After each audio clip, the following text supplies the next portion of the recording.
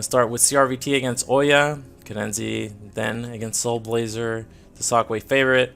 So unfortunately 2 PvPs. Then we have the 2v2, Eonzer against Vadi, and Ziki against Stormtoss. Rub it in, rub it in.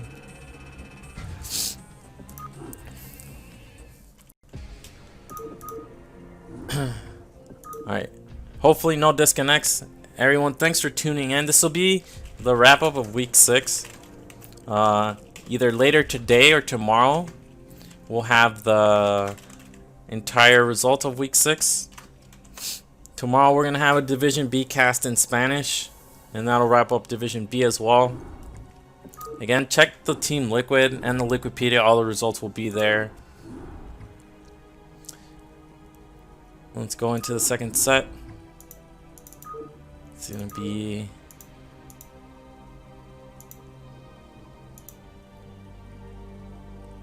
wait, who's first? 1, 2, 3, 4, 5. Who is first? Who is first? I somehow missed this. It's gonna be CRVT against Oya. Correct, correct.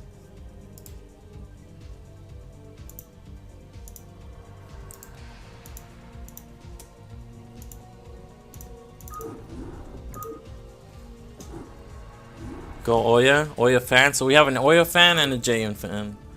Really letting us know who the popular players are. Alright, let's go, let's go.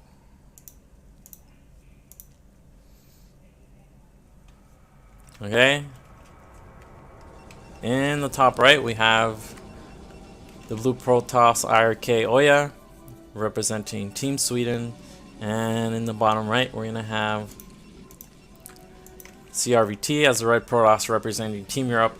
Country he's from, oh, I forget. Alright, let's fix the score. 0-0 is first set. 5-1 is the result of Russia against USA. And here you go, we have cross map on Polypoid. So should be interesting. PvP on this map, from my experience it comes down, well, I guess cross it won't happen, but in horizontal or vertical positions, if you can take control of your opponent's high ground mineral only, it becomes extremely obnoxious for them to break out.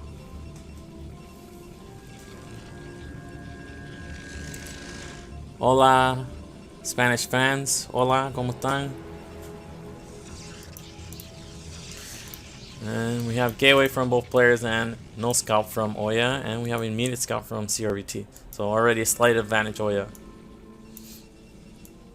The way this gateway is positioned, I mean, I just want to make a second gateway here between the gateway and the pylon, but no, just gas immediately from Oya and CRVT.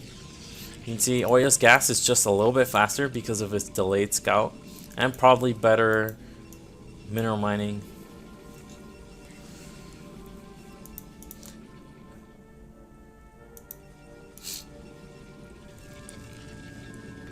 Really late scout from Oya. Looks like he's not even going to scout after core.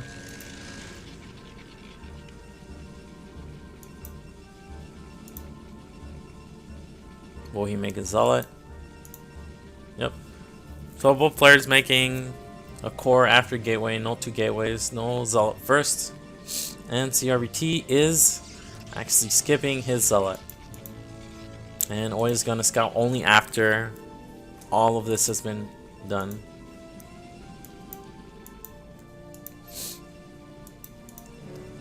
This late of a scout means oftentimes you can't get in their base if they make zealot, but CRVT is skipping zealot and he's gonna have a dragoon in about 30 seconds, so this probe still won't get in. Hiccup there.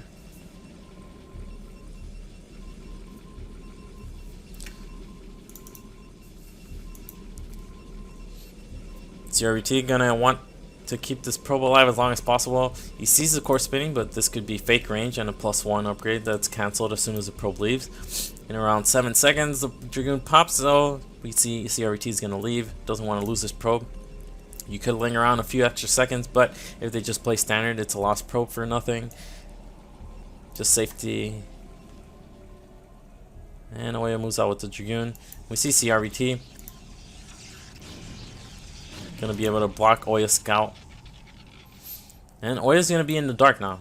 And when Protoss is in the dark, they go for Robo after 1 gate almost. I would say over 2/3 of the time. It's just a safe play. You don't really know what they're doing. He did see there was no Zealot, but that Zealot could be hidden. He wants to hunt down this probe, but meets a Dragoon. And they both run away. Now I like what CRT, well, I was about to say I like what he was doing because I thought he was going to go Nexus. Reason being, because your opponent doesn't scout you, you can assume they're going to go 1 base Robo, 1 gate Robo. And as a result, you can get away with that Nexus. But both playing safe, 1 gate Robo from both sides. It is cross map.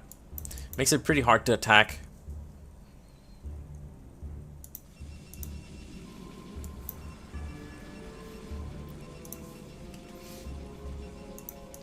CRT gonna move out. This is just to get a subsequent scout. It's not really gonna accomplish much.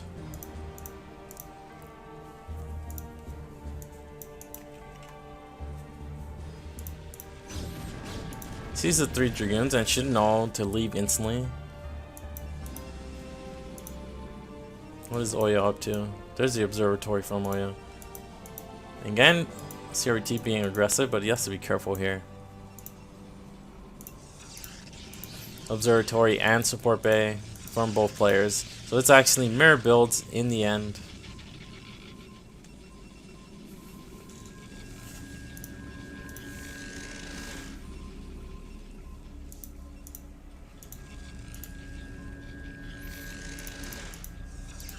And Nexus from CRT. Looks like Oya's gonna set up for his own Nexus. Going Nexus before Reaver. Can be risky, but CRT saw Oya's Dragoon number, and again, another Dragoon just for a scout, playing it safe. And we have Oya moving on with 5 Dragoons, 1 Zealot. He shouldn't, I don't think he'll go all the way across the map. Just positioning some of these Dragoons on a high ground, so if he sees an attack coming from this, he can pounce on it from this angle. And the next thing we'll see is if either player is going to go for speed shuttle. Because up until this point, it's exactly mirror builds. We're even going to see the observers likely spot each other in the middle of the map. And now when this happens, both players will 1 player retreat. Let's see. They will see each other. This is a confirmation that they both went rolling. We have Oya. Okay, he looks like he wanted to retreat, but CRT going a different angle, doesn't want to get his first observer sniped.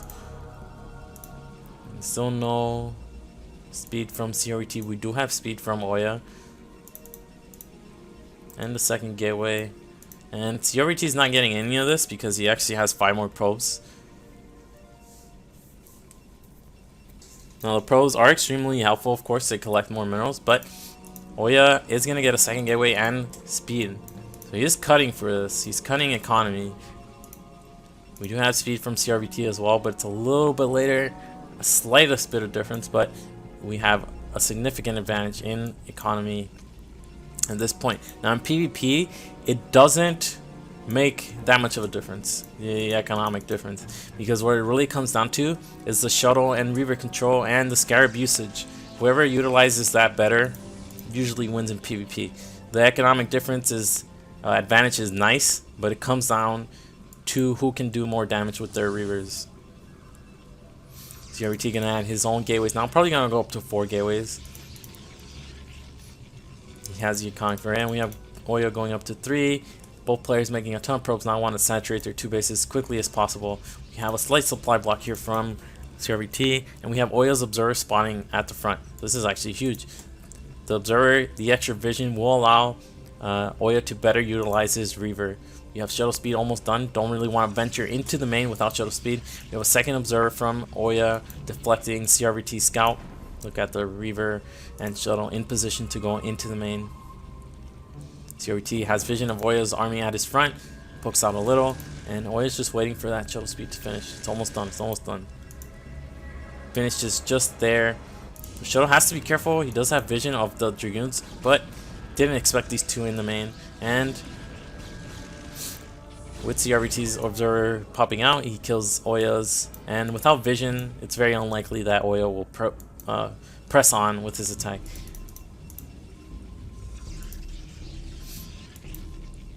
Second gas going down for Oya. CRVT's second gas was already on the way, and there's the Citadel and Forge. Observer at the natural, spawning any incoming shuttles, and here we go. We do have a shuttle coming in for Oya, but it has no support, no Zealot to tank any of the damage. And looks like he's not able to even unload, and we have CRVT's shuttle also coming in. No observer to spot, but again, the shuttle has no supporting units to tank any of the fire. Reaver unloads, and Oya still hasn't noticed. No reaction quite yet. Looks like the probe pull is there. And why did it target that probe? That was strange. Looks like two probes go down. He could have had the opportunity to go into the main, but just plays it safe and runs away. Very stressful moment there. That could have been way worse for Oya. Again, it's going to come down to that fight and how well utilized the shuttles are. It looks like Oya wants to snipe. Oh, this is massive. So he knew the shuttle retreated south, and he's going to cut it off. Just one shot snipes that shuttle, and now one Reaver and one shuttle down for CRVT. Where is Oya's shuttle? Looks like we have two Reavers in the shuttle. No more Reavers being made. And CRVT actually made 3 Reavers this game. It's going to make a shuttle to provide some utility, some extra utility for these Reavers. But again, this is what I mentioned earlier. This is like the biggest feature on this map. High ground control at this area is everything on this map. In PvP, it's everything. If you can control the high ground, you basically force your opponent into a bad engagement. Because the longer this... What is this? Looks like CRVT just made too many probes. I mean, 52 is fine. You don't want to make any more on this. You stay on 2 bases very long in PvP. No observer spotting this is actually pretty bad for CRVT. Oya spraying out his units to have a good concave, and he's on 6 gateways himself versus 6 from CRVT, going up to 8. But here we go. The Reavers get off some fat scarabs. Now, one of them goes down instantly. It's like the shuttle retreated to bring a second Reaver. And you can see Oya's just getting better scarabs. The Dragoons are better, or are clumped up for CRVT. Oya had this nice preemptive concave, and he actually wins this fight very decisively with the high ground and the better Reaver scarabs. He also had the extra Reaver, and instantly GG from CRVT. So I mentioned earlier, high ground control of this pod is everything in PvP, and we saw that come into play. So that's 1 point for Team Sweden.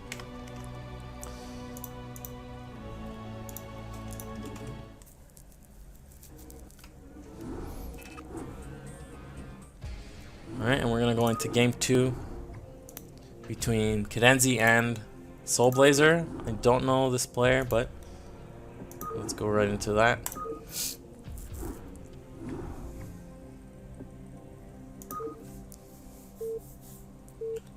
The map will be Eclipse.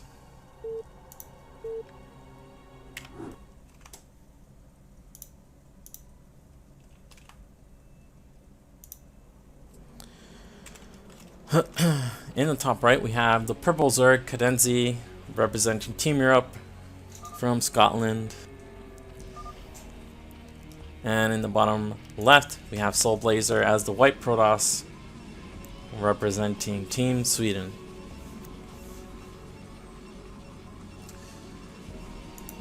Currently, the score is 1-0 in favor of Sweden after Oya won his match. And the map, Eclipse, 2-player map. Let's just look at the map because I like it. We have different terrains, but the map is mirrored diagonally like this. We have opposite bases on each side of this line. And then the third base, this is easy to defend. Third base with just the one ramp. This could also be the third. Fourth base, quite a bit harder. You have two big ramps that lead into it, and then a small ramp on the side. And then we have this corner double gas base. Usually not coming into play in any of the matches I've seen so far, but always interesting to see different maps, different map features. You have Cadenzi going for what looks like to be an 11 hatchery. Let's see, as soon as this larva pops, if it's made into drone or not. Like, no, drone already heading to the natural. And this is very common on this map. A couple reasons why. A pylon scout will stop this, but a forge scout will not, and neither will a gateway scout. And because it's cross map effectively on every 2-player map, the rush distance from the one gate will make it pretty hard for Soul Blazer to get anything done, especially against an 11 hatch. There's the 10 pull going down for Cadenzi, and I'm a little bit worried about this wall from Soul Blazer already. Hi again. Sorry for the disconnect again. Already 2 disconnects. Very tragic. Just cross your fingers. Please no, not again. Alright, Soul Blazer sees the hatchery first from Cadenzi, but not much he can do. I'm interested to see how many zealots he'll actually make. Looks like it's only going to be the one. It's going to be one zealot and then Nexus. Looks like even the zealot gets cancelled. I don't know if that was a mistake, but why would you cancel the zealot with one gate? Why would you do that? That is no zealot popping out from this hatchery, and now Cadenzi's going to be confused. If I'm Cadenzi and I see this gateway with my overlord, I'm going to assume there's a zealot out on the map.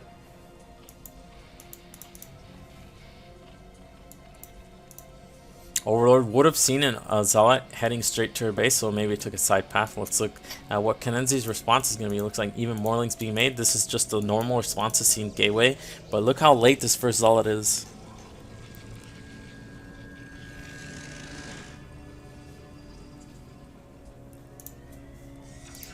There's a pylon going down and the first zealot pops out.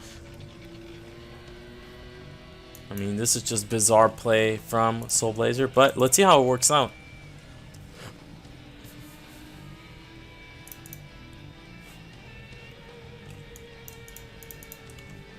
You have a couple pylons, cannons being added, so I don't know about this. You're basically losing any of the effectiveness of this faster Nexus by making this extra cannon.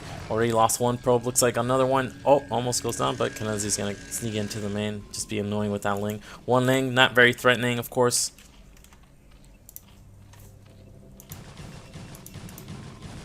Looks like it manages to get even another probe, so 2 Lings for 2 probes and forcing 2 cannons.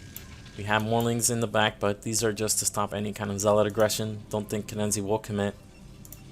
2 cannons. She saw 2 cannons, so would make no sense. And we have a Cybernetics core, but look at Cadenzi's lair timing. Well ahead of the Protosses.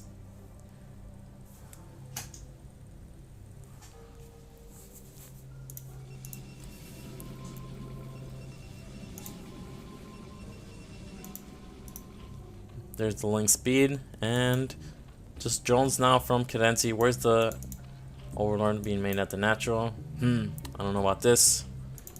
Really want to make the overlords in the main. If Cadenzi is in the chat, I'm pretty sure Coach would tell her about this.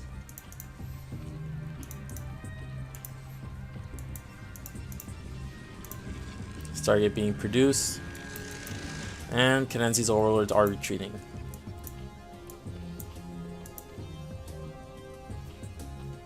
I'm looking for that spire, but looks like no spire, so interesting. We're gonna see hatchery, and the defense of the Corsair will be with Hydras and not a spire.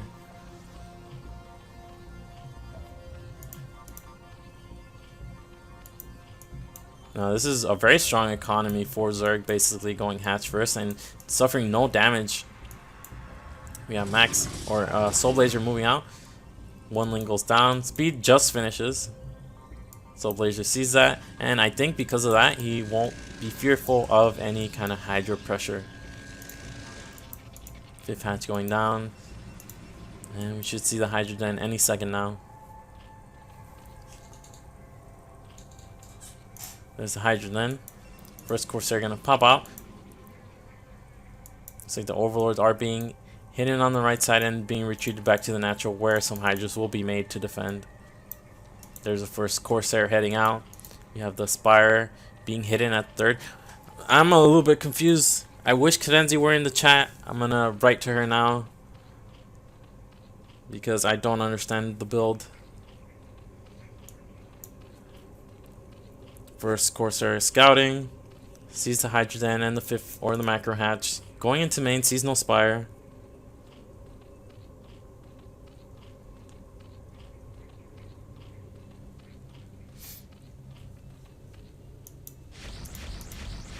And the Hydra's just in time to defend from the Corsair.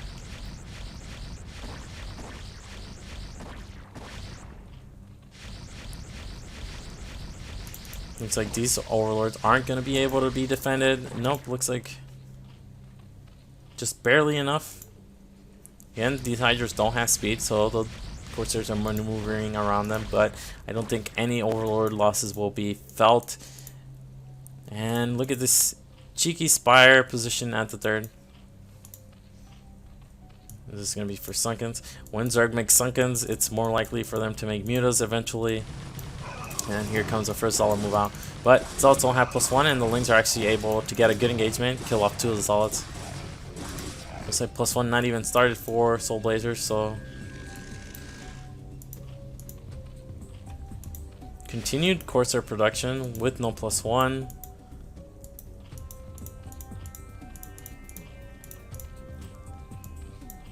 Also, no evolution chamber for Cadenzi.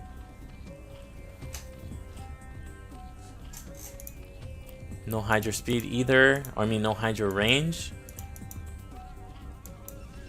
We have the 5 gateways up for Soul Blazer, and he's getting High Templars with Storm. No +1. I don't understand what happened there, but it looks like we have some of the Zealots heading into the 3rd, but enough Hydras here to defend. Zealots also scout the Spire. Looks like we have a DT in the meantime, gonna head to net, but there's a Sunken here. And even though the Sunken won't kill, it will alert. Cadenzi will hear the Sunken Spine shooting, so it does help. No Overlords in the main, which is normal at this time, because when you skip Spire like this, you won't have any defense. You usually don't leave Hydras behind, so an Overlord in the main will be exposed. DT heading to the 3rd, but Cadenzi must have sensed this. Look at these Hydras on attack move heading to the space. And now we have 3 gas from Zerg pretty fast, so if Soul Blazer sees this, he should sense a Muto switch incoming.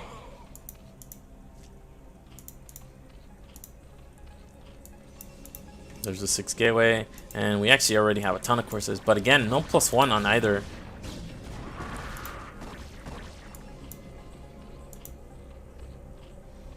Ton of drones being made from Cadenzi, and I'm just waiting for it. You can already see the mutas in production. Range started for the Hydras finally. +1 carapace as well.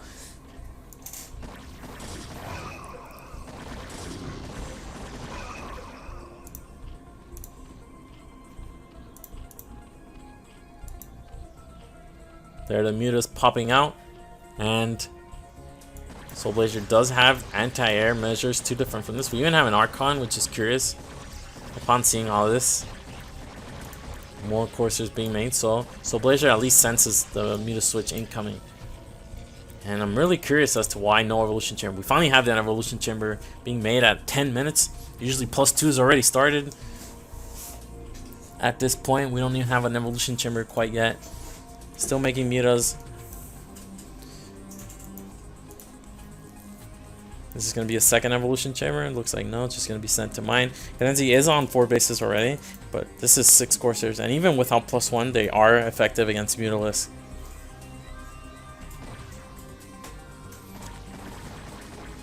There are enough Hydras to support the Mutalisk. Looks like we have 6 Mutas at the front, a couple more being added, and how many High Templars do we have? Looks like we have about 4 High Templars behind these cannons. So not likely the mutas will be able to. Looks like the mutas are going to be able to snipe one off. Italy do take a ton of damage. 2 High Templars go down. So we're going to probe. And here are the Corsairs. Now these mutas are all gonna die. So it's about how many mutalisks? 7 mutalisks for a High Templar. 2 High Templars, a probe. 1 Corsair did go down, and one of the storms was used.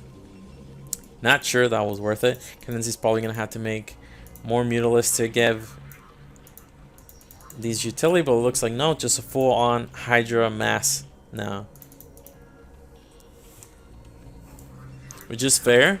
Did see 2 High Templars go down and an Archon was morphed, so Hydras are effective against Archons.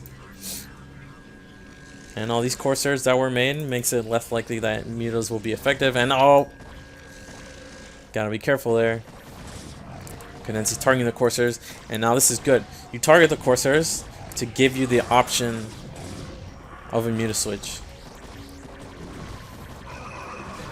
And again, just a little bit of sloppy control there, and all of a sudden some of the Corsairs go down. Huge storm there on these Hydras. Just massive storm. And it's like Kenenzi's trying to micro as best as he can. You really want to micro away from the storm so the Zealots start eating that storm damage. And even though it looks like Soulblazer won this fight, it's actually a trade, and trades favor Zerg. Look at Zerg's production. Zerg is on about 8 hatcheries now. 2 evolution chambers upgrading. We don't have +1 on either army. This is very strange PvP in that sense. And we have the shuttle being spotted, and it's 2 High Templars. How many High Templars are actually left? This is so scary for Soulblazers to move out like this without High Templars in support of his army. I think this Overlord's just gonna see it, so Kenenzi has been alerted of the presence of that shuttle twice, and looks like, yeah, she's setting up for that defense.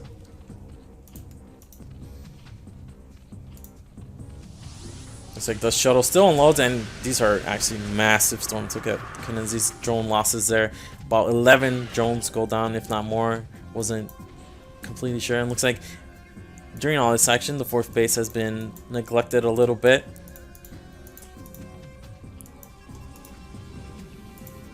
But Protoss is not getting upgrades. Protoss is just not getting upgrades. So the longer this game goes on, the better Kenenzi's army will scale. We had another big storm there. Hydra's meleeing these Zealots, not the best use, but now with the pullback, you can see how the concave of Hydras will be much more effective against another good storm there. And Kenenzi's attention just being pulled all over the place, but did drone up during that time. Naturals hasn't been saturated quite yet. Looks like our rallies need to be fixed a little bit. Maybe all the hatcheries rally to one location just to make it easier to utilize all the production.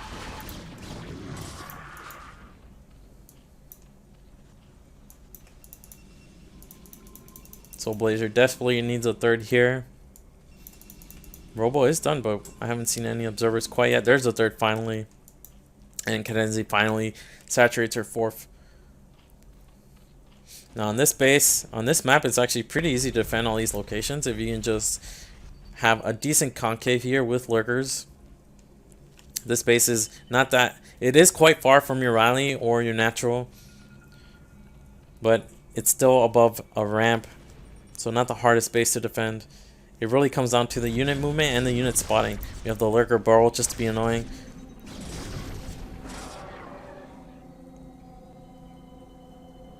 And looks like Soulblazer is actually in a good position after all that. The mutas haven't been able to accomplish much, and it was a heavy investment into mutas.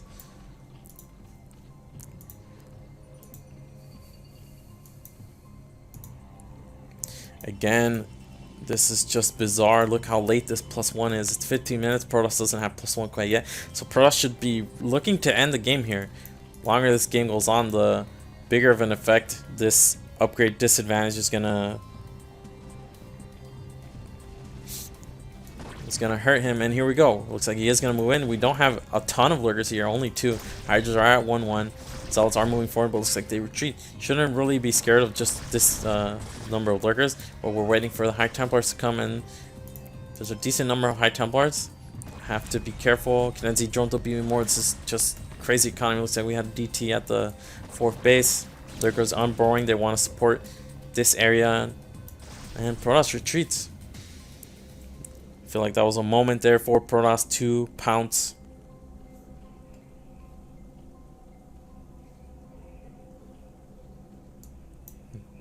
It's like Soul Blazer's gonna reroute, but on this map, rerouting actually takes a really long time. You can see this area is disconnected. So he wants to hit that 4th base, but again, look at the path Protoss has to take to attack this base.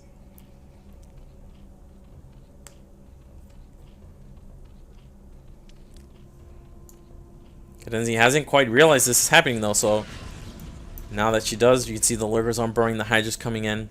Third Evolution Chamber being added. Protoss already setting up to have a good position here. We only have a couple of Observers, so I have to be careful there. But Zerg is coming in. Where are the High Templars? Really want to storm Zerg as is coming in like this clumped low ramp. Zealots moving forward. This is disastrous. Don't want the Zealots to die. Really want to get the storms off and then use the Zealots and Dragoons. Massive storms from Soul Blazer, and Cadenzi is actually in a bit of trouble here. But again, most of the Zealots have gone down. They died to the Lurkers, and now it's only Dragoons with only a few Zealots in the back. We do have a High Templar with 2 storms here. Cadenzi's bringing her entire army. This is a lot of production. Faster reinforcement from Zerg arriving. We have 1 storm go off, but it's a bit of a whiff. And the High Templar dies before he can get off a 2nd storm. And again, look at these upgrades. 0-0 against 1-1. With better control, that could have been winning attack from Soul Blazer, but now he loses his entire army and he's forced to retreat.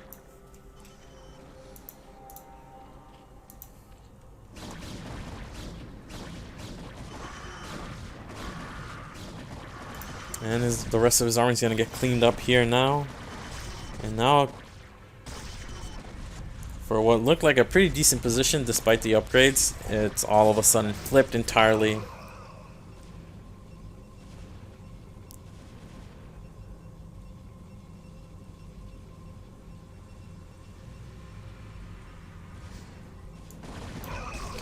Continuing to put on the pressure, sensing a moment of weakness for Soul Blazer. And Soul Blazer types GG. So actually very close game, but at the end, Protoss just didn't have any upgrades and lost their entire army.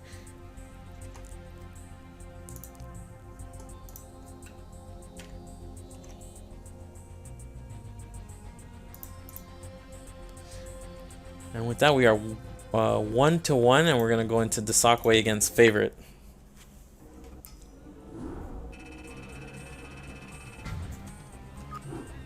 That was actually a very stressful game to cast. Lots of action, lots of death. And let's go into Desakwe against Favorite, a PvP, another PvP. This time it's going to be on Fighting Spirit.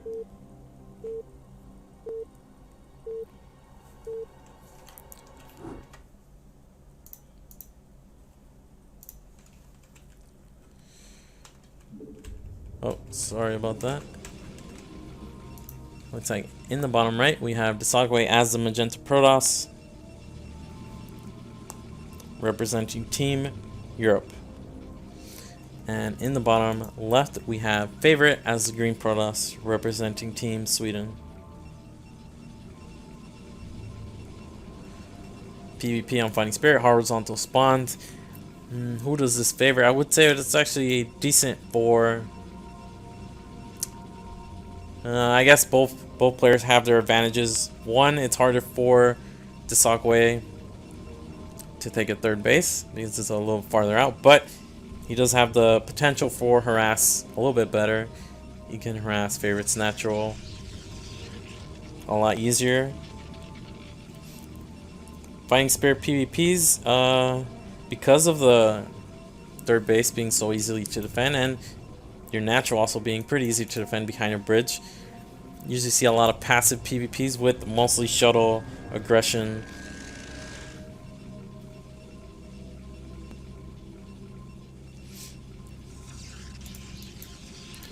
So we have a Gateway Scout from Favorite and also from Desakwe.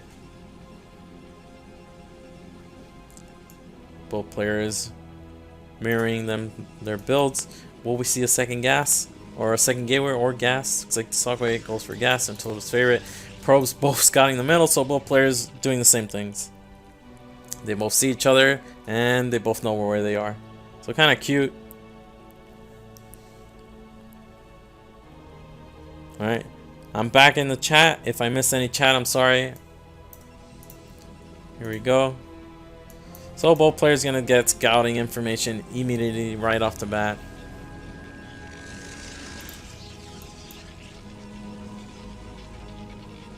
Alright, thanks for the thumbs up. If you can hit that thumbs up, just so more people can see that, please. Thanks.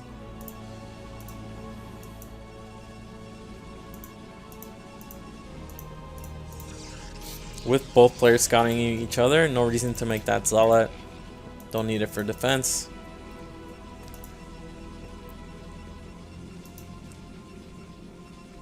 And just gonna wait here for the next moment of something to happen. In the meantime, like to cover what happened on Saturday. It was Bolivia beating Canada 4-2. We had a bit of a kerfluffle between one of the players from Bolivia and Canada, and then we had Poland beating Germany. Two of the sets weren't played.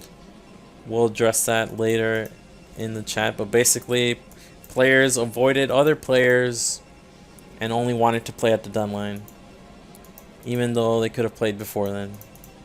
So we have a second gateway from the Sockway as the probe was occupied here and did not get this scouting information.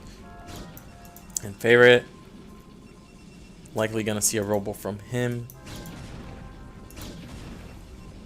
This is actually a pretty fat miner pylon. It only blocks the one patch and traps the one probe, but you can see how it effectively had probes going behind the mineral line to collect minerals.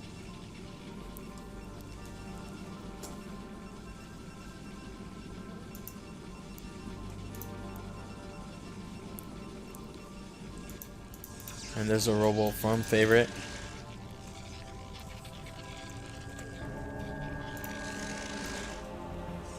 Let's see.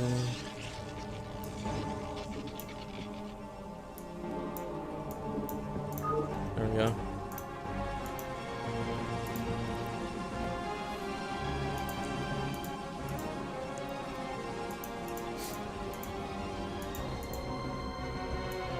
I'm confused a little bit again by Desakway's build choice, but I think he just changed his mind. And we're gonna have 3-gate obs from favorite against what's basically 2-gate obs from Desakway. We had the 1 Dragoon scouting. I think it went far enough to actually went pretty deep in there.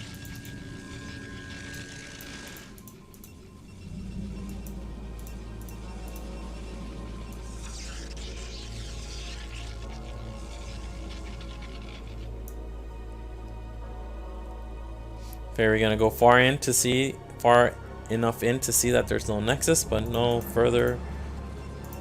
And we have the observatory from Sockway going up. It's 3-gate obs. Both players have the same number of probes, and now it's gonna come down to defender's advantage because favorite's gonna attack and he's gonna have more goons when he moves out, but he's gonna have less goons by the time he arrives at Sokway's base. So we already have 6 here, and it's going to be 2 zealots being made, so this extra gas that's not being utilized to make Dragoons is going to be for this observer and this reaver. There's the observatory, the first observer for favorite, and he's about ready to move out. He's going to have 7 Dragoons. See, it looks like one of the Dragoons is lagging behind.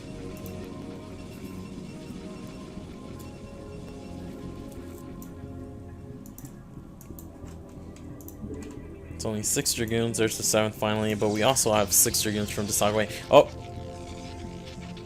Gotta be careful. This 1 Dragoon on the high ground is actually pretty effective. If there's engagement in this area, some of the Dragoons will target this Dragoon, and because of the mischance, it'll make it much better for your own Dragoons on the low ground. And we had the first observer going down for favorite, and now that might not seem like a huge deal, but it's massive. Normally it's massive because you don't want to keep making observers. You only want the one for anti-DT. Now, because the Sakwe sees a second observer, he should already be a little bit suspicious. Why does he have another observer? Why doesn't he have reavers? And he should sense that it's 3 gate obs. But he's in perfect position to defend from that. The 2 gateways gave him enough production to hold off the initial attack that didn't come, and now he already has his reaver out, second reaver on the way. Even has a pylon at the front, a little bit too far forward, but it will give him time during the engagement. We have Favorite also expanding. And is he gonna get his own reaver? That's basically what it comes down to now. Does he get his own reaver, or does he just mass gateway units?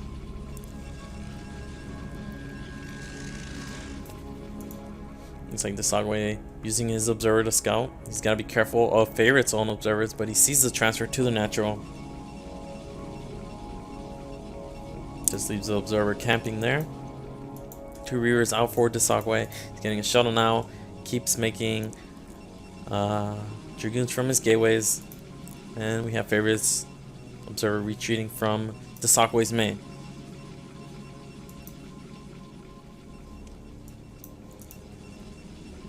Economies are similar here. There was a small probe cut from Favorite, so even though he had the faster nexus, you can see the probes number is identical. We have reaver for Favorite as well. He's getting another observatory, so this is a ton, another observer. This is a ton of observers being made. You have anti-shuttle defense in the main being set up, and these Dragoons are going to be needed at the front ASAP. Here we go. Looks like Favorite just kills the 1 pylon and retreats. This is a very low Dragoon number. We're being doubled up on Dragoons, but of course he does have the reaver.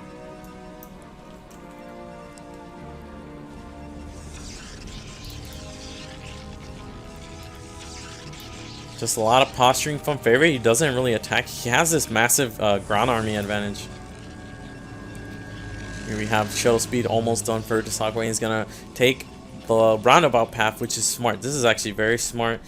Going like this, you're gonna be spotted 99% of the time. We have pylons being added from Favorite, anti-shuttle or shuttle spotters, and this is smart. I like how he's positioning them. It does alert him with ample time.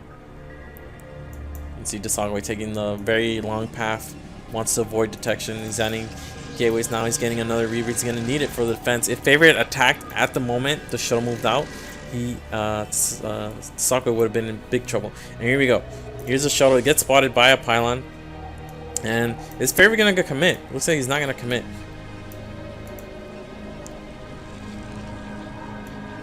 He's just gonna go back into his main. Didn't even pull the probes. He saw a shuttle retreat. So the Sakwe not wanting to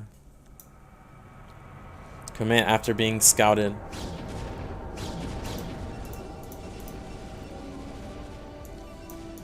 Favorite finally has his own 2 reavers. He's waiting for his own shuttle. Not getting shuttle speed. His robo support bay was a lot later.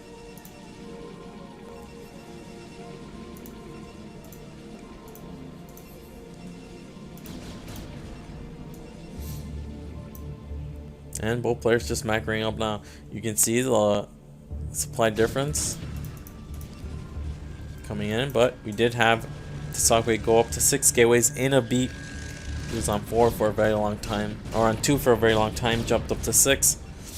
We see Favorite still on just 4. No third base. Third bases are actually pretty risky to take in PvP. We had the pylon being cleared out just so the shuttle can get here undetected. Of course, Favorite does have a spotting observer here, which is normal in PvP. But if he's not looking, he's just going to miss it. Looks like he does send 3 Dragoons back. While he moves out, we have a spotting observer from Desagwe as well. The shuttle not really committing. Looks like Desagwe wants to take this as his 3rd. It is pretty easy to defend on fighting spirit. And looks like we have the speed shuttle committing, and oh, that could have been a snipe there for Favorite if he was on top of his units. Again, not much action in this PvP. This is what fighting spirit looks like. Both players, or when one player just decides to stay behind their bridge, not much the other player can do. We have a large gateway army from Favorite. This is actually a massive army, but not much he can do on this map. If there's a circuit breaker, you have the opportunity to attack. Fighting Spirit, they just sit behind the bridges and it's all of a sudden a lot harder for attack. So it's easier for a player to tech up and defend like this. Favorite is somewhat in a bind here because his tech is actually so far behind the Shockwaves, and he's also down a base. But without the opportunity to attack, there's not much he can do with his army advantage. He really has to bust the natural. That's his only option here. But again, it's pretty difficult to do. We even have the Shockwave adding a pylon here. And it looks like Favorite's finally gonna commit. Where's the shuttle? Looks like the shuttle is setting up to attack. We have 2 Reavers from Shockwave. We're actually moving on with the shuttle with 2 High Templars and a Zealot. And here we go. The Reavers are gonna go first. This observer is scouting everything. Here come the 2 Reavers. Decent Scarabs come off. Looks like the Shockwave Reavers are just a little bit far back. Looks like we had the shuttle go down for Favorite and the shuttle go down for the Shockwave. And now I'm not really sure who that Favorite is. The 2 Reavers are targeting the Shockwave Reavers. The Shockwave Reavers go down. We actually have a 3rd Reaver in the back, but the natural bridge has been busted, and now the Shockwave is being forced back. The army advantage is showing for Favorite, and once he broke the bridge, he instantly sniped those 2 Reavers. He still has his own 2 Reavers and the army advantage. 3rd base quite risky from the Shockwave. All these cannons not really being helpful, and looks like Favorite is powering through. All the splash that the Shockwave had wasn't utilized. He lost those 2 Reavers instantly, and then he lost the shuttle with the 2 High Templars. No Storms went off, and he just got overwhelmed. He invested a lot into tech and the 3rd base, while Favorite was just massing units, and a moment of weakness, and he falls apart. And with that, Sweden is going to be up 2-1 after Favorite defeats the Shockwave, and we're going to head into the 2v2.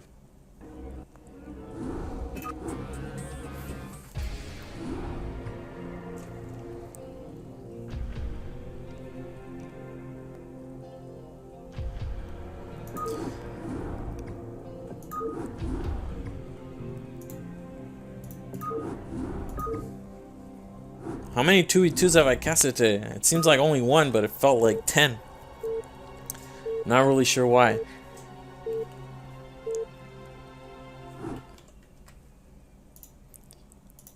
Alright, let's go. Change the colors. Looks like again we're gonna have the teams on the same side. We have CVRT or CRVT as the red Protoss at the Tolkok spawn, and his ally Cadenzi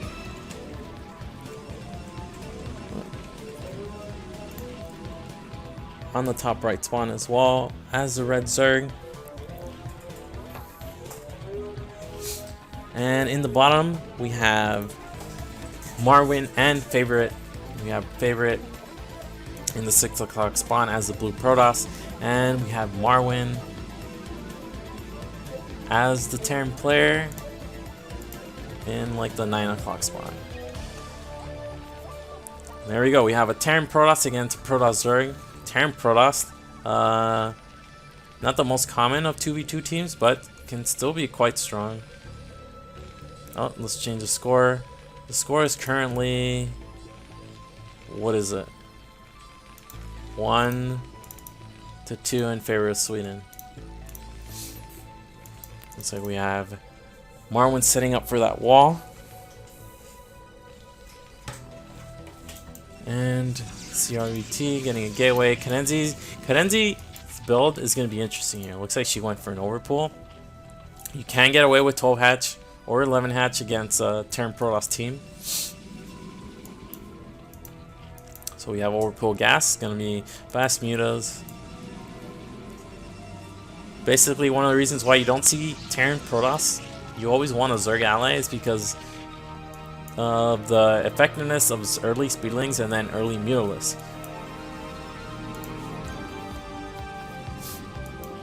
But Zerg against TP, for example, has the option to do basically a bunch of things. Mutalisk, Hydralisk. Economy. Night Pool, not as common. Instead, we have Marwyn going for the second barracks. Now, this wall is very good. There's only a gap here between the two barracks. Easy to plug. CRVT sees this and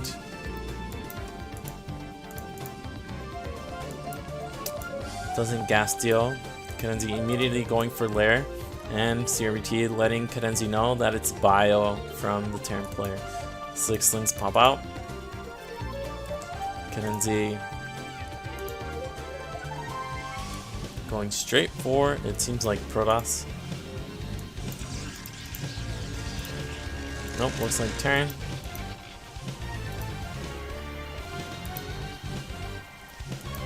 And Favorite taking up quickly, not going for double gateway. CRVT getting his own second gateway, but this is actually, I'm pretty sure it's 10-15. So 10-15 is actually very deadly. Oh, looks like we had a gap in Marwyn's wall, wasn't plugged correctly, and now he's in massive trouble. Just losing those 2 Marines is going to make his army a lot weaker. And we have CRVT going for very fast Dragoons. You can see he already has 1 Dragoon now, and second and third are on the way. We actually pulled too many from gas, so we can't get that 3rd Dragoon. And we have 2 what? Okay, we have 2 of Cadenzi's lings in the main of Favorite. Now Cadenzi keeps making lings, so Favorite moving out. This is actually a lot of wins from Cadenzi. Speed not quite done yet.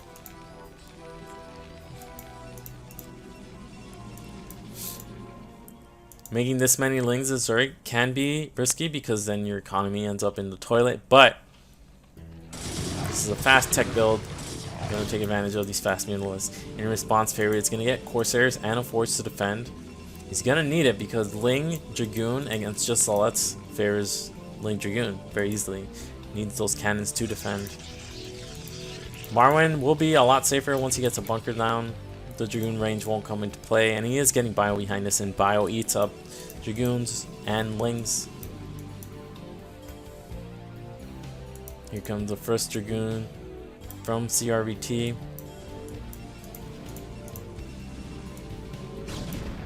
There's 3 Dragoons, and the cannons aren't quite done yet. Can also pull these Zealots back to allow the Lings to flood in. He has to be careful here. You can see he did pull off a significant number of probes to do this. Terran moves out.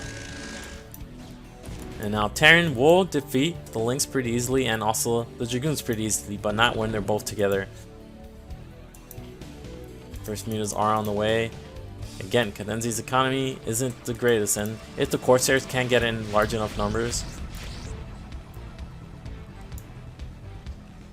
all of a sudden Cadenzi's investment into 1-hatch mutas will backfire. But here come the Dragoons with their range. There are enough Dragoons to one-shot Marines. Above a ramp, it's not the same because there will be some mischance. Marwyn desperately needs a bunker. We can see him going into the 3rd hatch. Doesn't have to tech up super fast in this position because the mutas will be defended or deflected by the Stargate.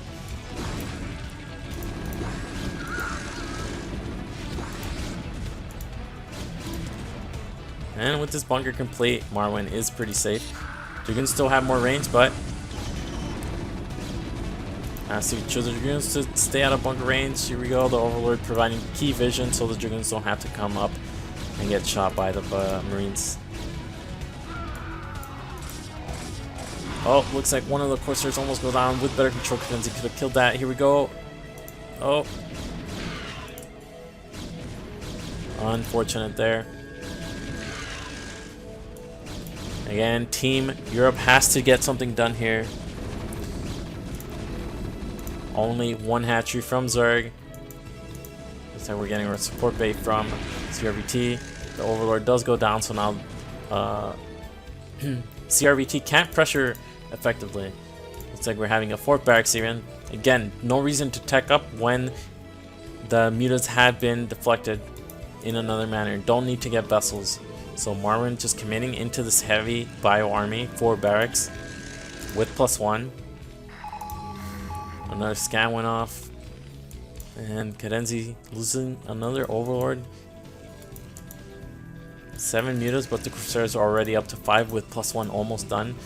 Carapace is going to be a little bit behind him. We are getting DTs as well. And with no overlords on, okay, there we are, finally an overlord. Still no Reaver quite yet. Looks like the mutas want to target down this bunker. But Terran just has so much bio.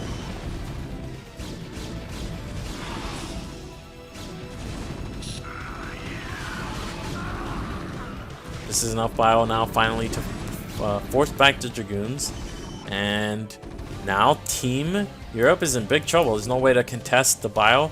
The mutas have been effectively nullified. Corsairs already have +1. There's going to be DT out on the map. CRBT is getting Reavers, which will make it easier to kill these this biomass, but still no detection, and the observer from Kadezi is being grouped with the Mutalisk and is going to lead CRBT's base. Looks like another one is heading there to provide some protection. There's the first DT. Immediately targeting the Reavers of Marine Stim and snipe that Reaver instantly. And here's the DT providing some support. Corsair DT from Favorite with pure bio from Marwin. And now Cadenzi, only 4 mutas, and now CRBT being forced back. The DT, nope. Looks like that was a moment to engage. Cadenzi's base is completely undefended. Marwin stimming across the map. Finally getting a factory at 8 minutes. You can see how effective it was to keep producing bio like this. And there's no defense for Cadenzi.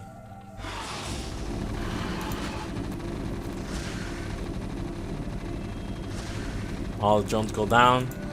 Reaver coming in to provide support. Marwin retreats.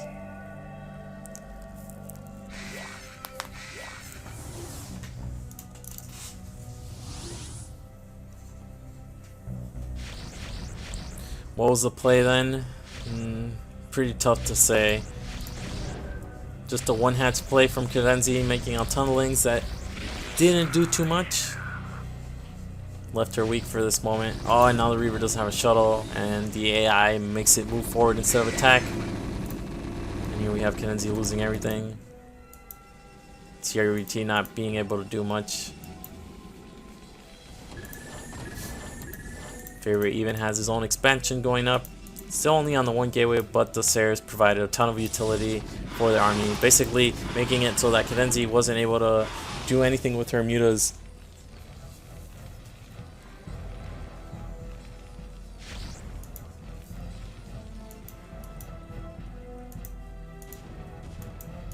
Looks like they actually let Cadenzi live, which is curious because Cadenzi is still providing utility with this Overlord.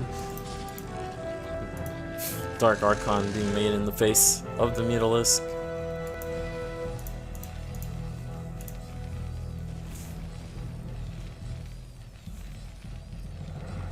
Ouch is correct.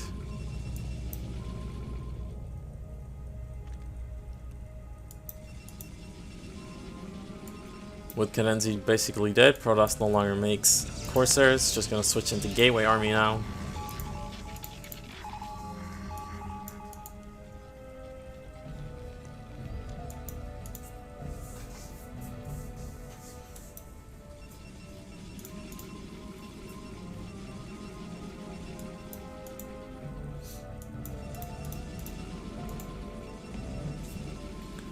If CRBT had 2 bases and Favorite didn't, I would think maybe he could still have a chance, but with both Swedish players expanding now, I think this is pretty much over. Cadenzi only has the 1 muta, and some Overlords of muta being used for the scout. 2 Reavers is still pretty difficult to break, but with Storms in a few seconds, I'm not really sure how much longer CRBT can stay in this game.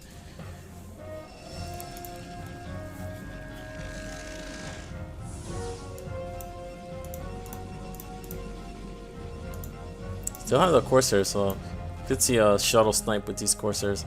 Here we have Marwin spreading his bio out, but this is a ton of gateway units. Again, you can see how quickly they melt to the bio, but with the Reavers in the back, that's the real threat here. 1 Scarab goes off, Maddox dies, and here the Corsairs could actually kill this shuttle. The Dragoons won't target it while the Marines are around. We have the bio stimming, trying to kill one of these Reavers. And with both readers going down, this isn't enough Dragoons to kill off even the small number of bio units. Storm's actually doing more damage to their own team, but CRVT is being forced to retreat. Cadency's finally being eliminated by 1DT.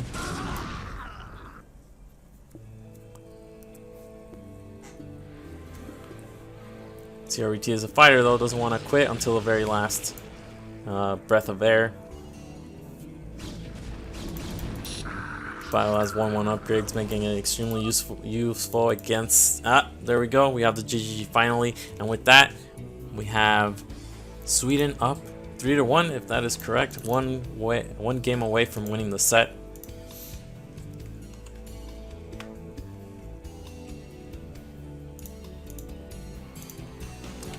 And we're going to go into the next set, which is going to be Eon Zerg against Vadi. ZVT.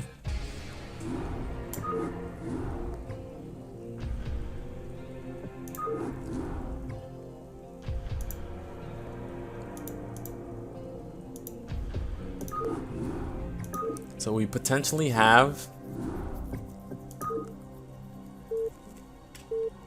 Team Europe going down without Ziki playing, but that being said, their two best players have yet to play. They're coming up now. We have Eon Zerg and then Ziki.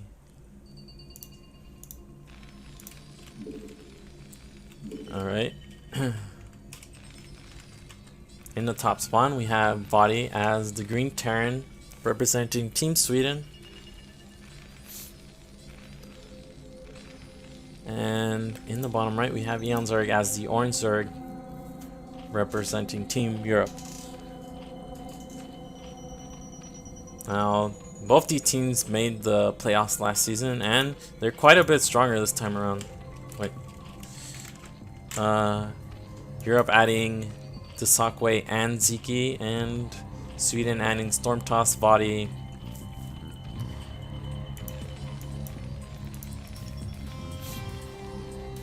The map is Neil Silfit, and Vadi, I'm not really sure if he's going to do it, but every time I've seen him TVZ, he's gone mech. So I would not be surprised at all if he does that. We have Eon going for the meta scout with the Overlord, not going directly to the net, kind of taking a little bit of an angle to avoid any kind of scouting. Most often see this in ZVP, but also being utilized here in ZVT.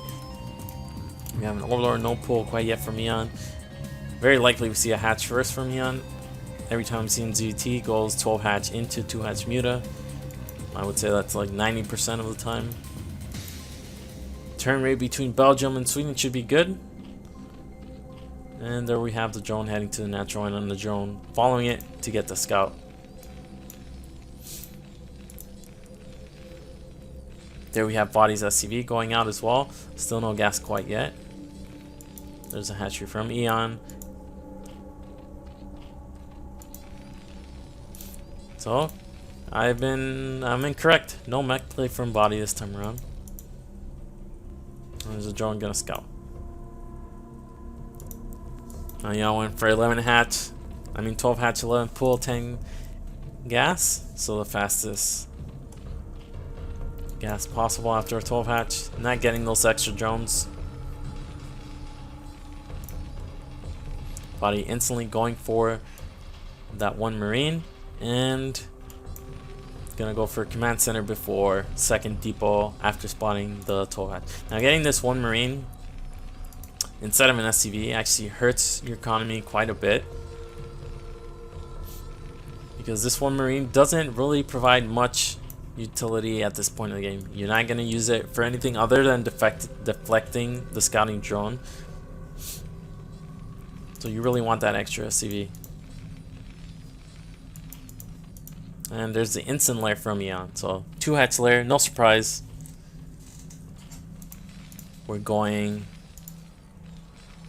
to keep making Marines from Vadi. And there's the gas, so it's going to be interesting. Because if this is +1, fast +1, there's no way to get the Academy upgrades in time to defend from 2 hatch muta. So this might be 1 Rax Academy. And that's what it is. So really prioritizing getting those academy upgrades as quickly as possible to defend from the 2-hatch muta. Eon makes the 4 lings. 4 lings will be much more effective in killing off the scouting SCV than 2. See, it's already down to 20. And Eon joining up. Link speed almost recently started. This drone just hanging here for a bit. Maybe it's forgotten. Depot here from body just makes it harder for Lynx to get a good attacking angle on Marines that are behind a semi-wall. And there's a spy from Eon. Oh, looks like another SCV gonna get in. Not the biggest deal in the world. Of course, Terran is investing in another scouting SCV. This is an SCV that isn't mining.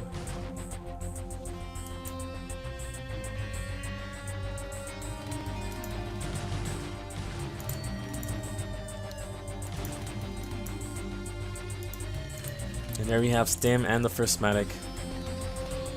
Again, the reason Body is doing this is because he wants to get Stim and range out as soon as possible. So that's why he went for 1 ranks academy.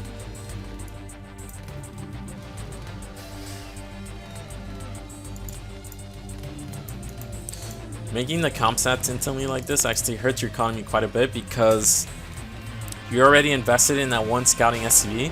So there's no reason for you to use your get your academies or your comp sets this fast. You really want to make as many SCVs as you can for as long as possible. We have the medics being exposed, and one of the medics goes down instantly. Another big hit. Medics cost the same in minerals as Marines, but you really want them to start gathering energy. And of course it's 25 gas, and that 25 gas, while it might not seem like much, it does delay certain timings. And here we have the first 6 mutas for Eon Zerg already on the way. 3rd hatch at the 3rd. And Carapace being upgraded. There's the eBay from Body, a little bit late. He added extra barracks instead of getting that eBay. He wants to get out on the map and defend by attacking. And here comes Eon's mutas, and he's got to be careful here. This is only 1 control group of bio. You know, bunker being made. This is to deal with any kind of counters. And again, here we go. Gotta be careful. Marine stim, but it's late. The lings are already on top and just get cleaned up instantly. It looks like good targeting from Body, and we did get. What are we doing here? Yeah, we did get 2 of the Mutalisk. Don't have any turrets here yet, but it's only 4 Mutalisk.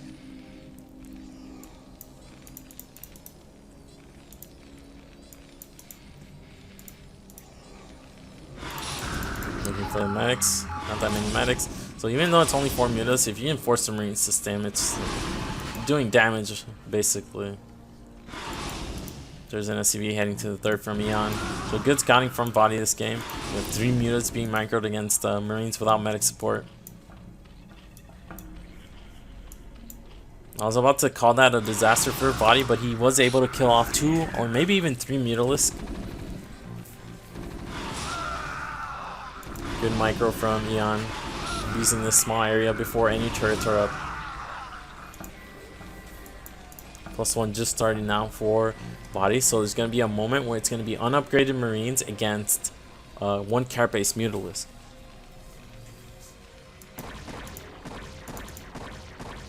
Cute fight here, but the SCV goes down. Looks like Eon had drones rally to front, and the Mutalisk number is growing. And Body's tech is extremely delayed. This isn't +1 5-racks. This is Fast Academy, but there finally is a factory. So I guess not that delayed.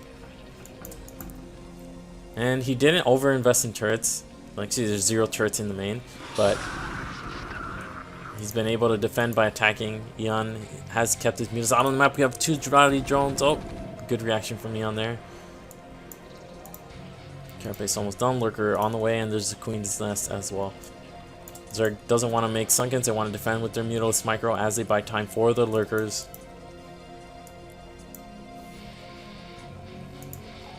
And we have the ideal 11 Mutalisk from Eon. We actually have a 12th in the back. Looks like he's sending back that weakened Muta and grouping up with a healthy one. Smart. Mutalisk buying a lot of time. Good targeting from Body there. Kills off one of the Mutas. So another low Muta here. Eon has to be careful. Looks like he wants to kill one of the medics. Just finding good angles to attack from. Marines aren't stimmed. There's another stim, and Eon runs away. Smart. Again, medics don't have infinite energy. You can see mostly medics, they're already out of energy. So the longer Body stays out here, the more dangerous it becomes. It's not making any more medics, just pure Marines. +1 already done for Eon's Mutalisk, and Body's is about 75% complete. Starport on the way. And there's the first couple of lurkers. Eon's Hive is about halfway or a quarter of the way done. There's a loosened chamber. And Body finally has enough Marines. It's about 18 Marines to put on some real pressure. He wants to get to the natural before these lurkers are done. But the Mutas can buy more time. Marines don't want to spread out against Mutas. They want to be in large clumps. Opposite against lurkers, of course.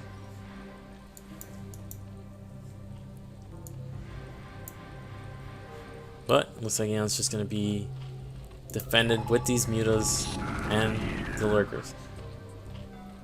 Body, I highly doubt he'll commit here, but he can if he groups up with these Marines. We have 3 lurkers here only. They aren't being covered by the Overlord, so this can still be risky.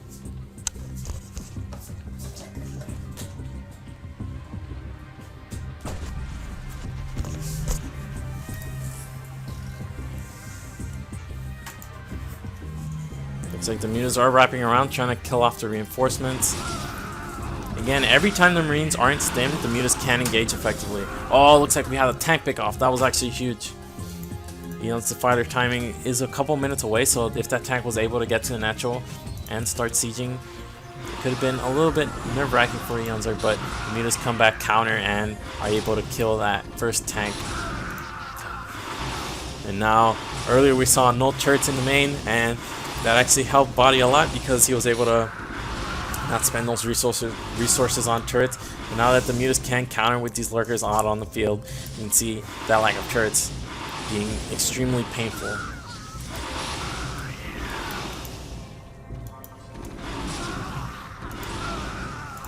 Those vessels are about to be out. Irradiate almost done. But these Mutas got a ton of damage. About a dozen SCVs went down. The tank, several Marines, medics, even more SCVs going down. Just so much damage from Eonzer with these Mutas. There's a nice being set up to connect the third and the natural. And even more SCVs going down. Only the one turret in the main and the Mutas retreat. And I think the damage has been done. That was just so much damage. We do have a tank at the front, but it's only the one tank. And Consume is almost done. Good targeting though to target down one of the fighters, and the vessels are here with Irradiate done in. Irradiate, it's done. Here we go. The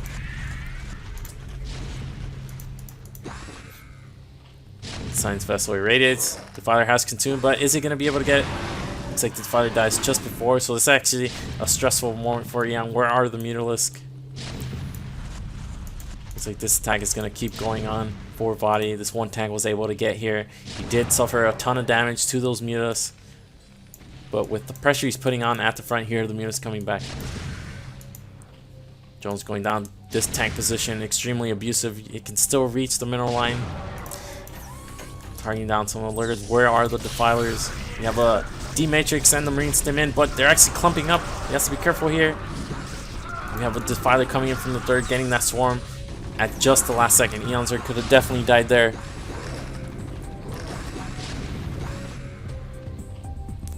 But now with Defilers and lurkers under swarm, Eon is defended. So he still suffered some damage there from that attack. His economy is not where it wanted to be at this point because those tanks were able to get, well, I guess it was just the one tank. That one tank was able to get a ton of damage done. On the flip side, Body lost about 15 SCVs to those Mutas.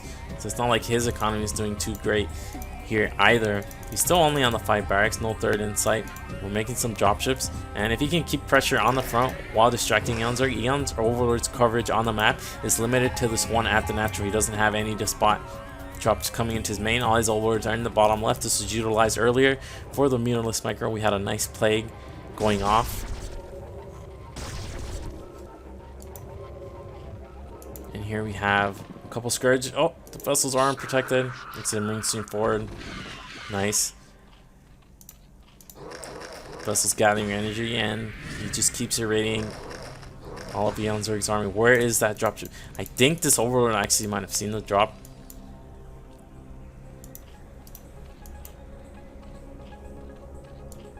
And Eonzerg is on 6 hatcheries now. We finally added some macro hatcheries. I guess it's only 5. But a 6th one going down at the 4th base.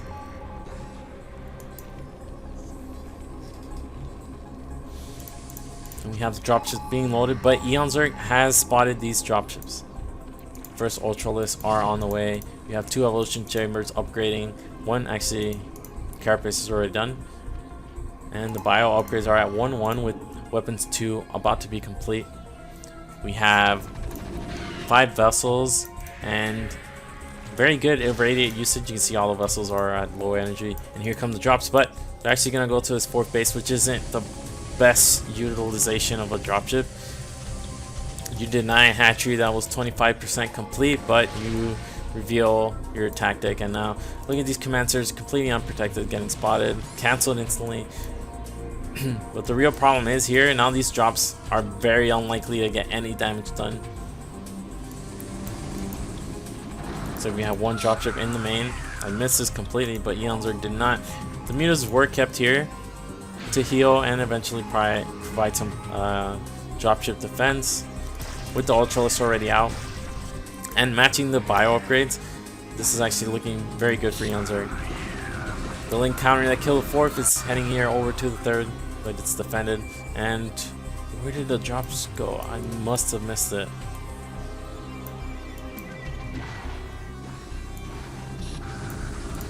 Oh, looks like nope, they're here at the natural.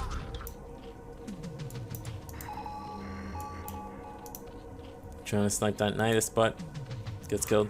One of the ways for Body to do something in this game is to snipe that Nidus and irradiate these lurkers at the 3rd. Then all of a sudden this 3rd has no defense other than this one Ultralisk.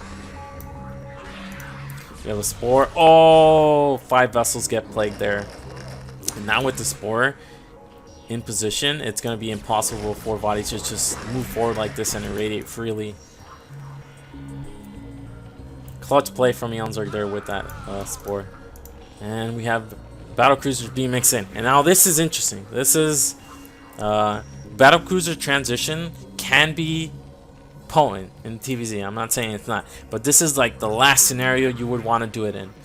Basically, when the game is stable, Zerg isn't having to defend a ton of bases from non-stop attacks. You can see Zerg is pretty well fortified.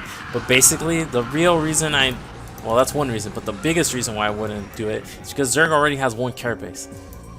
And the Zergs effectively have 25 plus 1 health, and the battle cruisers won't one-shot them.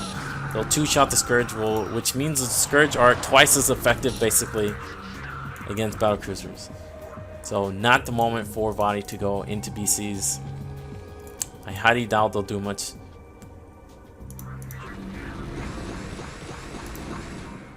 Two on the bio has the upgrade advantage at least until the carapace finish for the Ultras. These vessels are all plagued, so he has to be extremely careful. Here come the mutas. Body should target down these mutas. Has to be careful. The vessels are really low health. Looks like he did target them. None of the glade worms go off.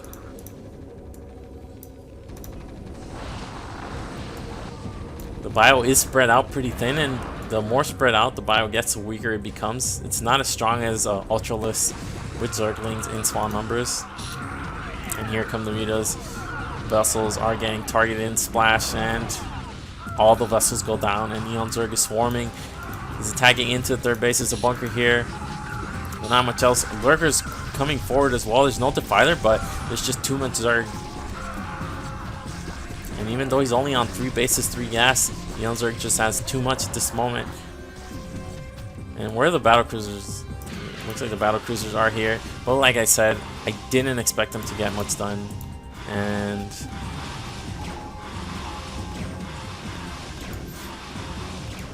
now Yunzerg is attacking. Lots of counter-attacking from Yunzerg now. And he's just running over Vadi. Vadi lost his main army, lost all his vessels after they were plagued and then attacked by the Mutalisk. Loses a ton of SCV as Disturb base. He's using Irradiates, but there's just not much standing army left. Battlecruiser's still alive and it doesn't have 5 kills. But that's about the only damage he can get done at this point. And there's a GG. So, nice comeback. Well, I shouldn't call it a comeback, but nice play from Yunzerg, especially with that Mutalisk attack. It was only, I think, 8 Mutalisks, but it got so much damage done. And then after that, there was a nice tank push by Vadi that got him back into the game. With that, 3-2, and we're going into Ziki against Stormtoss.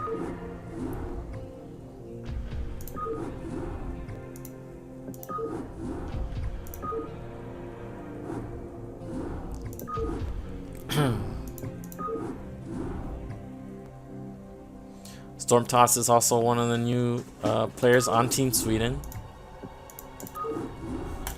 Because the format changed where more players are playing the 1v1, it's 5 1v1s instead of 4. We are seeing added players on most of the rosters. And it's going to be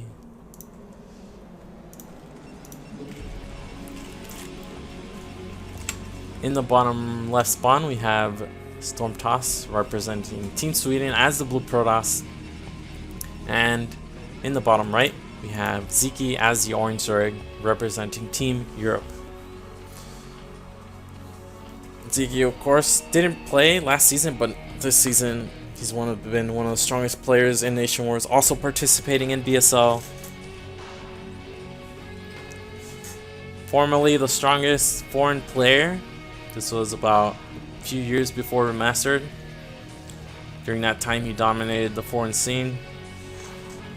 Basically what Bonif is doing now, but maybe even a larger separation between him and the second best foreigner at that time. Stormtoss, pylon scouting. And he's going to go directly into Ziki's base, and Ziki going to go overboard or hatch first. If he was going to go hatch first, it's going to be blocked. You might see Stormtoss in, look at this APM and wonder why it's so low, but I can attest that Stormtoss is a pretty strong player. There's the overpull from Ziki. Around A rank.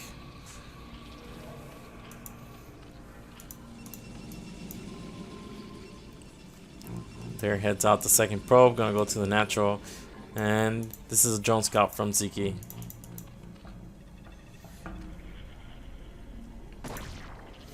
Getting some spines shot into this drone, weakening it. And there's the pylon block, and this is actually very annoying in horizontal spawns on this map. Reason being is because the third hatch Ziki could take here is so close to the Protoss.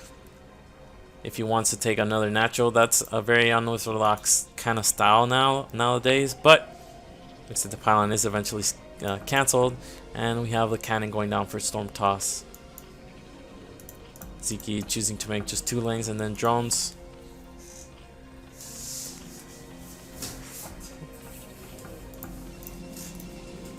Stormtoss cutting probes now to get that Nexus down as quickly as possible. And Ziki's going to send that drone to another natural. Let's look at the link control. With 2 lanes, it's pretty hard to kill the probe, but not impossible. It basically comes down to the amount of attention you want to give it. But if Protoss matches your attention, then they could just keep evading you for as long as possible.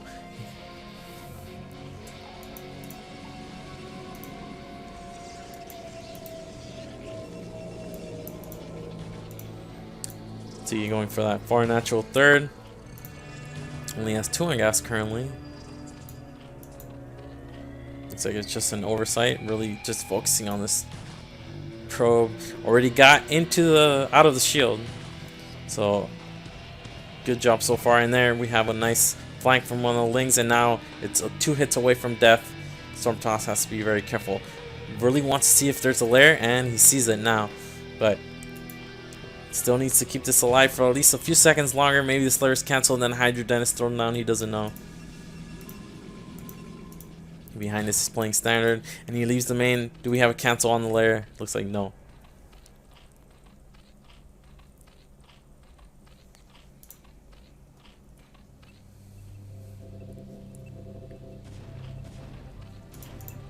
Oh, looks like we have a Hydro Den from Ziki. No link speed, and instead of a link speed, we have a Hydro Den being thrown down with still a lair.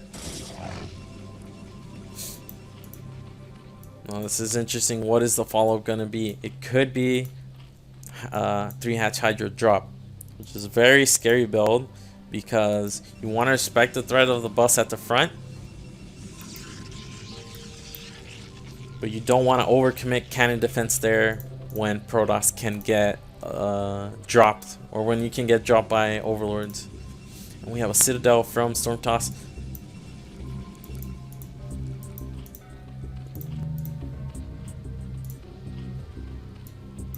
Zilla going to top right. It's not going to see much, only a few drones. The Lings are coming to defend. It's going to be 4 Lings, which is enough to deal with the 1 Zealot. And we have 4 Lings at the natural as well. A couple extra being added, and this is just to deal with the 2nd Zealot. Overlord at the net is going to be killed by this 1 Dragoon. It's like the Zealot not able to get any damage done.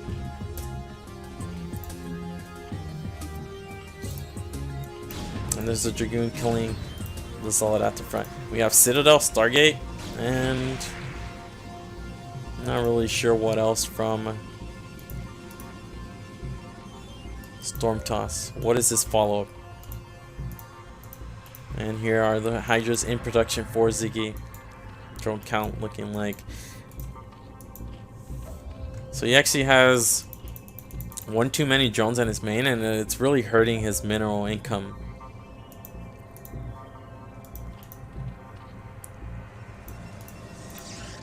Lair hasn't been cancelled. I mean, Lair was never cancelled, but it hasn't been utilized. We only have Hydras, and this is actually enough Hydras with the Lings support. The Lings will tank, and the Hydras can get in range of the cannon and kill it. It's like the wall wasn't complete, and the Lings surround the cannon instantly, and Max just doesn't, Stormtoss just doesn't have units. Only had 2 Zealots and the 1 Dragoon. The Corsair is late, it's going to scout now, but really curious about his Citadel into Stargate play, and he's just gonna die to 3-hatch Hydra. Ziki's actually droning up. Not really sure what the lair was used for, but just catches Stormtoss at the perfect timing, and GG. Alright, so that means it's ace. So it's 3-3, and there's an ace match, and right what you think the ace will be. Please, someone guess it. ¿Quién va a jugar el ace? ¿Quién?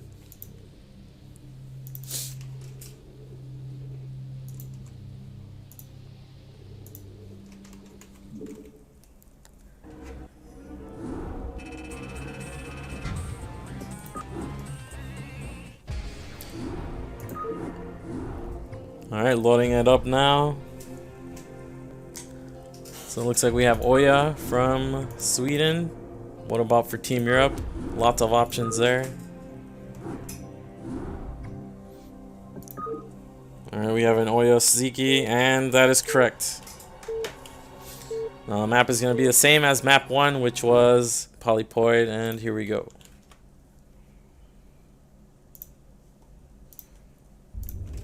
We have Oya Ziki. Oh crap. There we go. How do I do this? Alright, in the bottom right spawn we have Oya representing Team Sweden as the white Protoss. And in the bottom left, we have Ziki as the purple Zerg representing Team Europe. So it's going to be Oya Ziki as everyone, or as Striker predicted. I'm not convinced with Ziki's build from last game. It was more Stormtoss's build being just all over the place. Basically, we have the probe going back. Oya, very likely to go gateway expand. Really suits his style. 4-player map, polypoid. You can get a pretty decent wall here.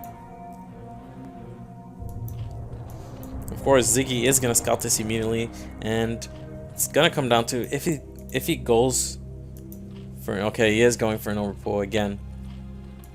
Now Oya is gonna scout for the Overlord, which is cute. When you go one gate, he sees the Overlord. And why is he running away? Why doesn't... Maybe this is the pathing on this map. This map has very strange pathing. And there's the overpull from Ziki, but he is going to scout the one gate first.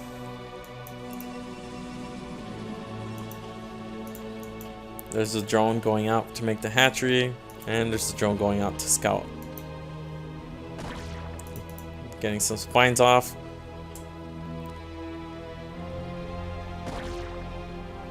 Oh, a little bit of a dance here. He has scouted already, so doesn't need to send out that drone to scout. Oh, and the probe is gonna go down. This drone will hunt it down for sure. He's running. He's running. Oh! He can do it. He can do it. He can do it. All right, come on. One more. Two more. All right, whatever. First zealot heading out for Oya. Second zealot on the way. Ziki made Lings right off the bat.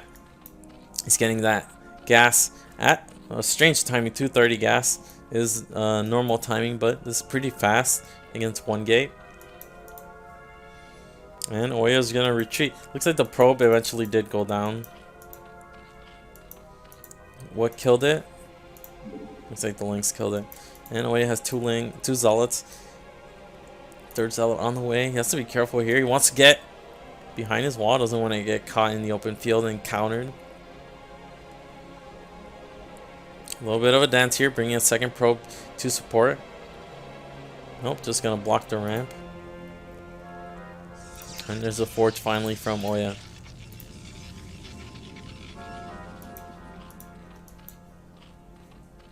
Ziki actually making a ton of Lings here. And he's pulling off gas. He's only at 8 drones. So very big investment into early Lings. Oya has to be careful. Wants to position his zealot so they can get favorable engagements. Not like this. Doesn't want to allow the Zerglings to get a good surface area. Almost disastrous there for Oya. He actually never made that 4th zealot. His pylon was a little bit late and he kept making probes, so he's at 24-25 without the potential to make another. And now his gateway is being targeted down. Zealots forced into an engage, but this is not the greatest engage for the Zealots. With no probe support, I'm actually surprised Oya hasn't pulled any probes. He's actually very vulnerable here. Cannon getting targeted down. This Zealot isn't going to finish in time. Fortunately for him, Ziki droned up behind us. Didn't make any more Zerglings. Otherwise, this game would have been over right there. There's another cannon going down for Oya, but now he's going to have Zerglings in his main, about to be speed Zerglings. And one of the things Ziki is most known for is his Zergling control.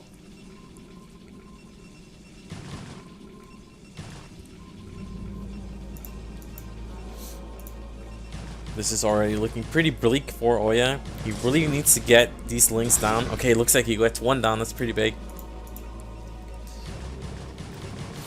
Basically, the way it works for Zerglings in the main, 1 is not that threatening, 2 is pretty scary if they're speedlings, 3 is disastrous, and then 4 is basically the same as 3, just a little bit more.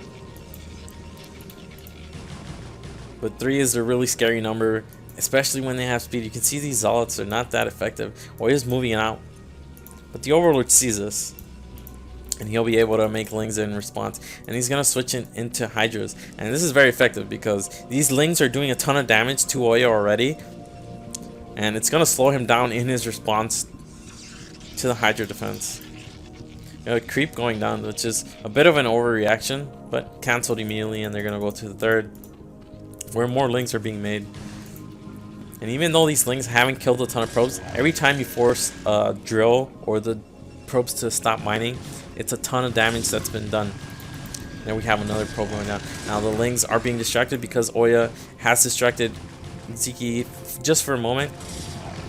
And even though the Zealots went down without getting that much economic damage, he did force more Lings from Ziki, and more importantly, he forced Ziki's attention away from his main and into the defense. Fourth hatchery from Ziki, and he is transitioning into Hydras. Oya skipping his Stargate to get that fast Citadel, which is a good response normally against this, but because his tech has been slowed down and his Zealots have been basically given away, it's still looking bleak for Oya. And you can see he doesn't really know what's going on. He has to prepare for both. He never got into the main. He didn't see this macro hatchery earlier. He only saw the 3 hatcheries. So Ziki could be doing either of 2 things.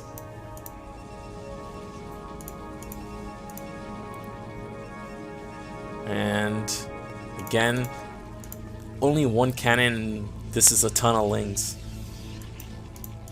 There's so many Lings from Ziki. Again, I'm looking at his build. It's not the cleanest because his drone distribution is not ideal, but his unit control and decision making has put in this position where it just looks like Oya's gonna die here. Oya is in the dark, so that's why he's making anti-Muna cannons that he won't need. Ziki effectively hid that 3-hatch Hydra until now. Oya's only going to scout this with the Hydras already at his gateway, and this low HP gateway going to be targeted and killed instantly. The Lings flooding in. This looks very similar to last game where the Lings just surrounded the cannon and the Hydras killed the army. No probe pull from Oya. The cannons near the next provide some value, but just no units left. Probe pull just a little bit late, and 5th hatchery going down. Eventually, Ziki was going to transition from this, but he wins the game. And with that, Europe wins 4-3. Come back from 1-3, and that'll wrap up this week. USA wins 5-1. Europe wins 4-3 against Sweden, and we'll update the weekly results either today or tomorrow for both Division A and B. And thanks for watching, everyone. GG. Very good games. Sorry again for the disconnects. Nothing I could do about that. Hopefully it won't happen again. And see you all next time. Si te gustó este video, no olvides darle like. Y si aún eres nuevo y aún no te suscribes, te invitamos a hacerlo y a darle clic a la campanita. Recuerda que todos los días viernes estaremos subiendo nuevas guías y nuevo material, todo en relación con Starcraft remasterizado. Hasta la próxima, amigos.